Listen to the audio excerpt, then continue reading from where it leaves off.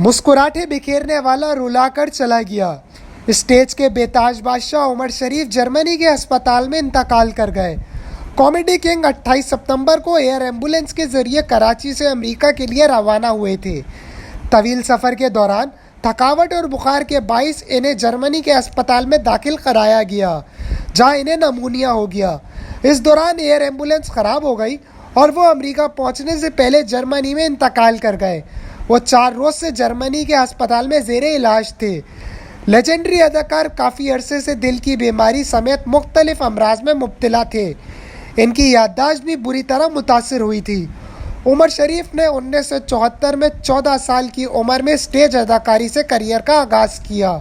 इन्होंने 1980 में पहली बार ऑडियो कैसेट पर अपने ड्रामे रिलीज़ किए। उमर शरीफ न सिर्फ टीवी और स्टेज के अदाकार बल्कि फिल्म डायरेक्टर भी थे। इनकी स्टेज परफॉर्मेंस न सिर्फ पाकिस्तान बल्कि भारत समेत दुनिया भर में मकबूल हुई। उमर शरीफ ने तकरीबन 50 साल शोबिस इंडस्ट्री को दिए और दर्जनों ड्रामे, स्टेज थिएटर्स और लाइव प्रोग्राम में परफॉर्म किया।